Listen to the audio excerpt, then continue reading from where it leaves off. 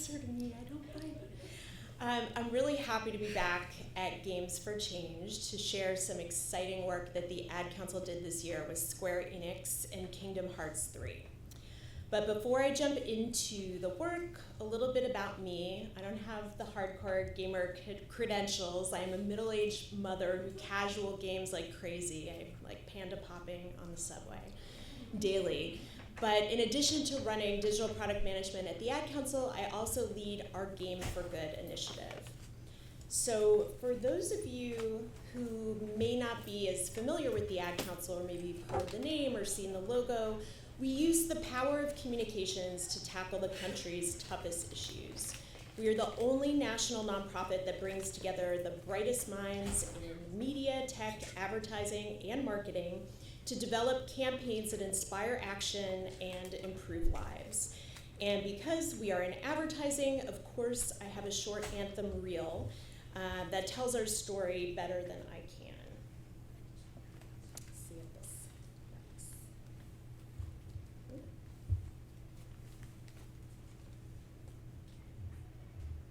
I have a dream.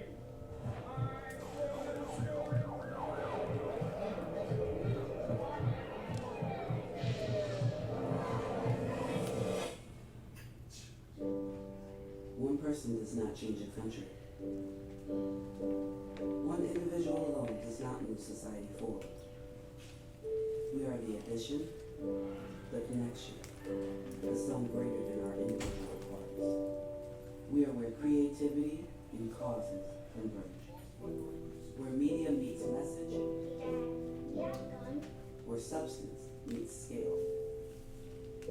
We stayed force and made roads safer. We've stopped bullies and spurred movements.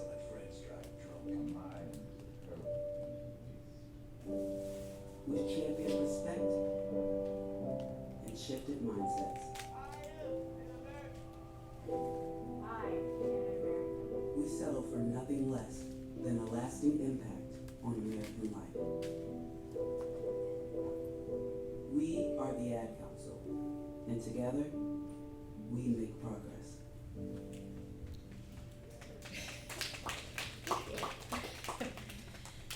So a couple of years ago, we launched Game for Good. It's really our effort to bring our campaign messages to, I don't know if everybody saw the Mary Meeker report this week, but in her annual Tech Trends report, she noted there are now 2.4 billion interactive gamers globally.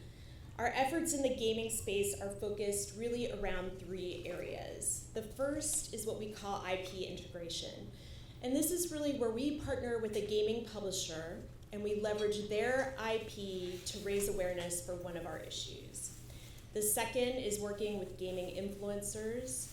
And the third is working with gaming platforms that have advertising that they would like to donate media for our campaigns to run in. Since launching Game for Good, we have activated at events like PAX for our diversity and inclusion campaign, Love is No Labels, which you saw there. We raised awareness and dollars for suicide prevention in our first Twitch live stream for our Seize the Awkward campaign. And as I mentioned, we received donated media from casual companies like Zynga and King. This year, we launched our first IP integration with Kingdom Hearts 3 for our teen bullying prevention campaign. This is the first time that the Ad Council has ever created a PSA from a video game. So, let's take a look. Our hearts are made stronger by how we treat others. What are they? The light you share can impact those around you, but so can the darkness. Later, twerps! Did Pete saying mean things bother you? So when you reach out to another person, take a moment to consider how they will feel, and let your heart be the key to making a difference. Because of you, someone's entire day, year, or even life can change. In every heart, there's hope. All right. So we worked with Square Enix and the Life is Strange team initially on our Twitch live stream for suicide prevention. I don't know if people played that game, but in the first season of that game, there's a storyline that deals with friendship, mental health, and ultimately suicide. And so when the opportunity to partner with them again for Kingdom Hearts 3 came up, we were really excited to do something. I mean, Kingdom Hearts 3 was such a highly anticipated launch for a beloved title with a massive fan base, really a massive global fan base. And because of the game's well-known Disney IP and the E for Everyone rating, it was the perfect game for us to reach millennials who grew up playing Kingdom Hearts, as well as teens, maybe younger siblings or people they know who might be learning about Kingdom Hearts for the first time.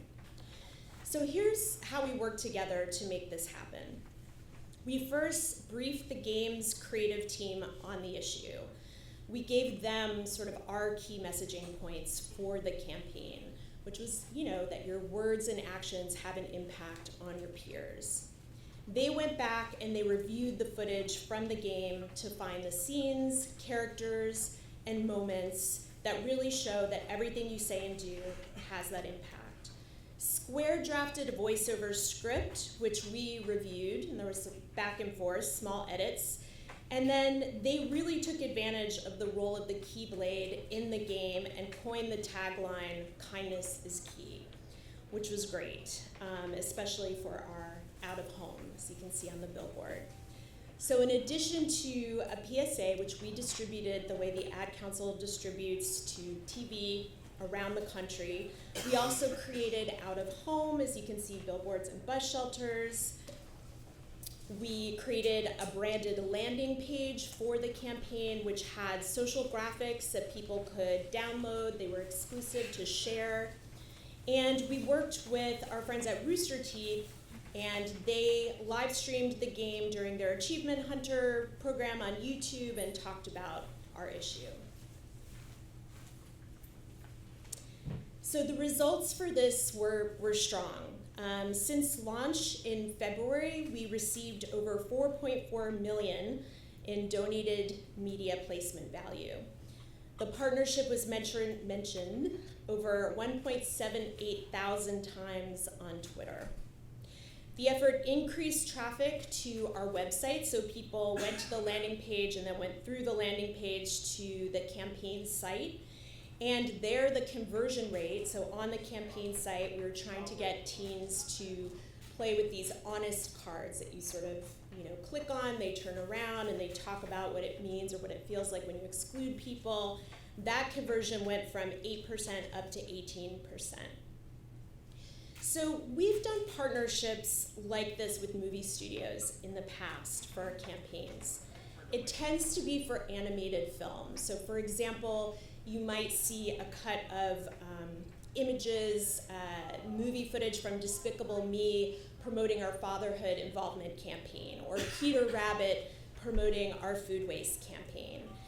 And while those are great, I think what struck me about the response to this initiative, to Kingdom Hearts 3, is just how passionate the fans are about this game, and as a result about seeing their game in a PSA.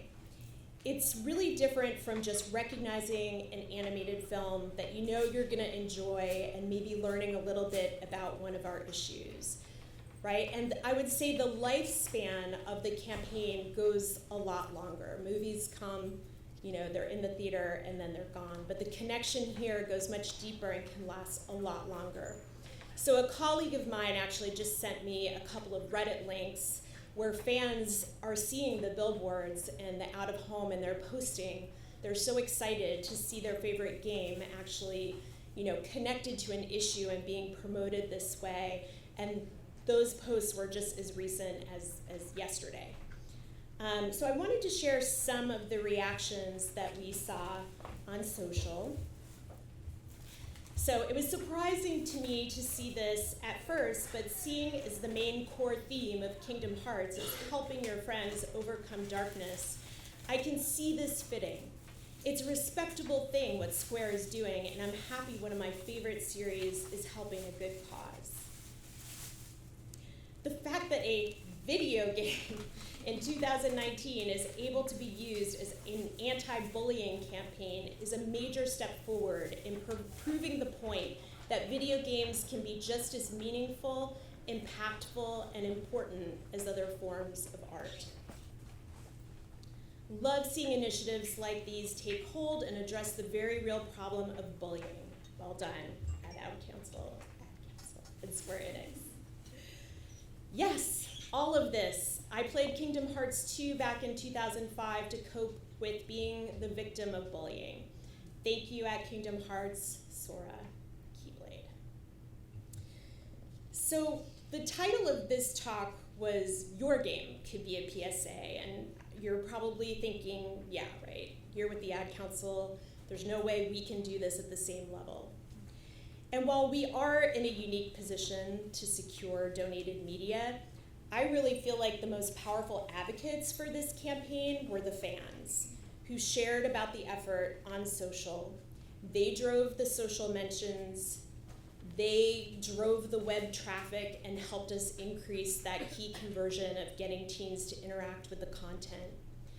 So this really means as long as you have passionate fans of your game, you can choose an issue that's going to resonate either with your employees at your company or your player community, and use the power of your game to raise awareness and encourage action.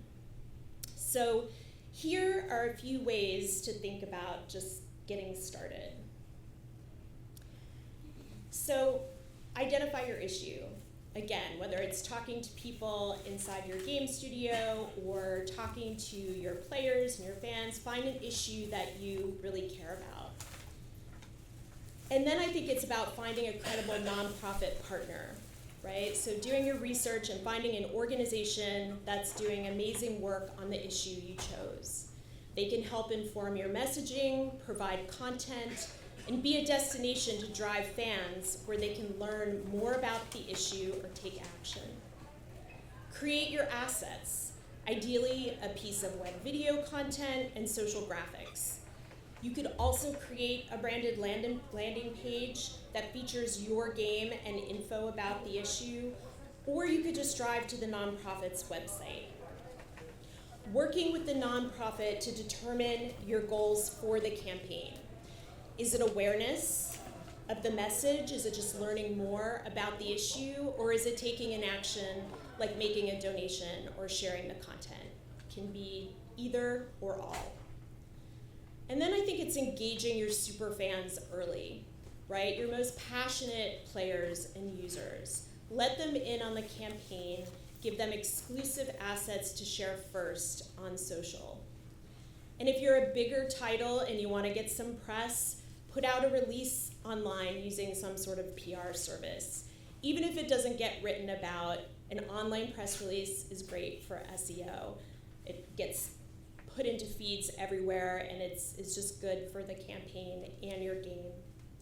And then finally, I think if one of your goals is to raise money and you have streamers that love your game on Twitch or YouTube or Facebook Live, enlist them to do a live stream.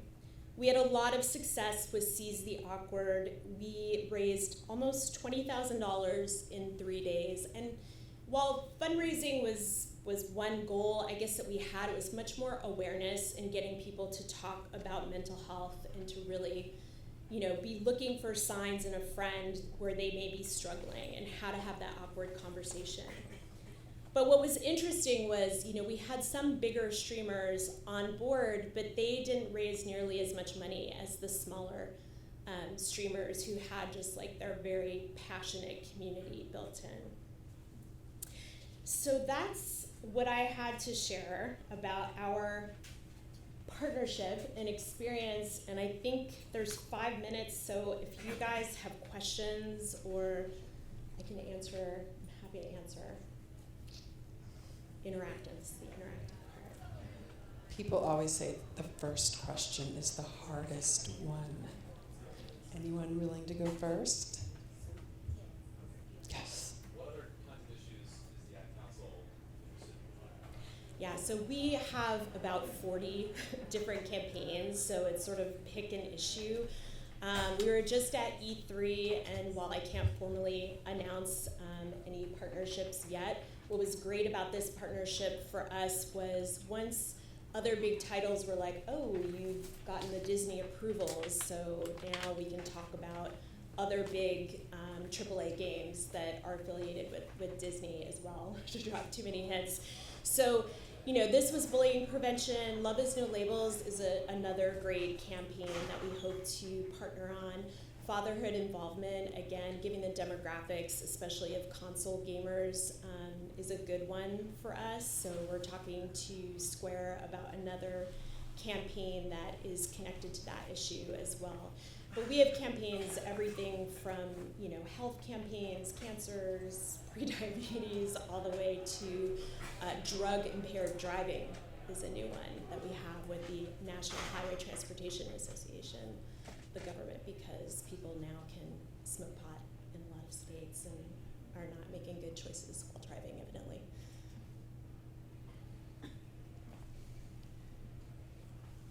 More questions? I saw a hand in the back. Okay, go ahead.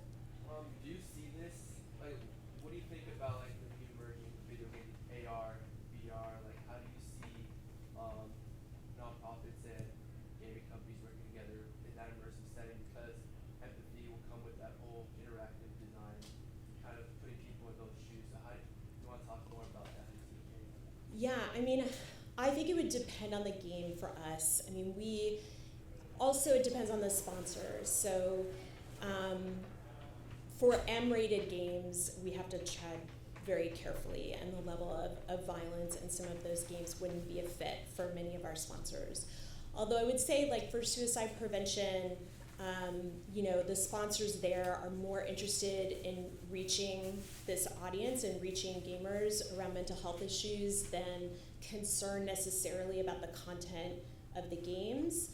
But for VR especially, I don't know if people are familiar with Jeremy Bailenson work on VR, but you know, I think it just raises some concerns around especially playing first-person shooter games or anything that has that sort of violent content, you know, in terms of how much more real it gets for people playing. So like the ad council would not experiment there. But I think the idea of using it for good, and if there was a studio or a game that had a VR element and we could figure out a way to work that into a campaign, we'd certainly be open to it as long as it was being used in a way that was ethical and not potentially, you know, stirring up those other issues.